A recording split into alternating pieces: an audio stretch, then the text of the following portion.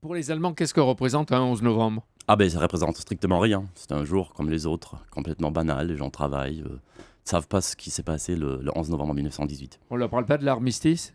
Non, enfin à l'école évidemment, mais c'est pas un jour qui est ancré dans la mémoire allemande. Vous ne commémorez donc pas le 11 novembre 1918. Qu'est-ce qui s'est passé ce jour-là pour les Allemands? Enfin pour les Allemands, c'est un jour qui doit être placé dans le contexte de la Révolution.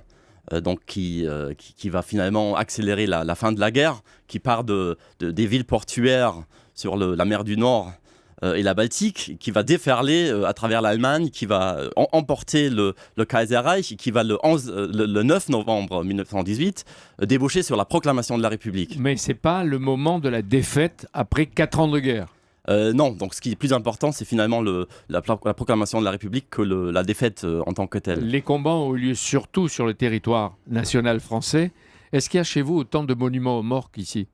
Ah oui, enfin là, il faudrait recenser, mais à mon avis, il n'y a pas de différence. Donc tout ce qui se fait dans les années 20, dans les années 30, en France ainsi qu'en Allemagne, ça a à peu près la même ampleur. Donc oui. Ces monuments, ils sont là. Oui, mais vous vous en occupez? On s'en occupe beaucoup moins, en tous les cas, qu'en France. Mais est-ce que vous comprenez que dans toutes les villes et les villages, aujourd'hui, on célèbre les morts de 14-18? Ah oui, évidemment, je comprends tout à fait.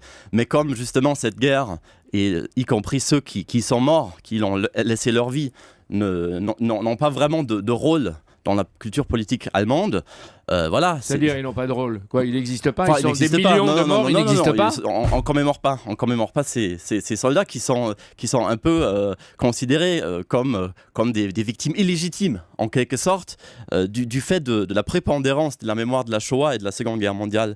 Donc qui a débouché sur un culte de mémoire extrêmement civil, où les soldats, que ce soit de la Première ou de la Seconde Guerre mondiale, finalement n'ont très peu de place. Alors, en 18, les dernières offensives des maréchaux Ludendorff et Hindenburg ayant échoué, c'est donc la chute du Deutsches Reich, de l'Empire allemand. On sait que l'arrogant Guillaume II mettra du temps avant d'abdiquer. Il y est contraint, lui, le 9 novembre, c'est-à-dire 2 jours avant le 11. Le 9.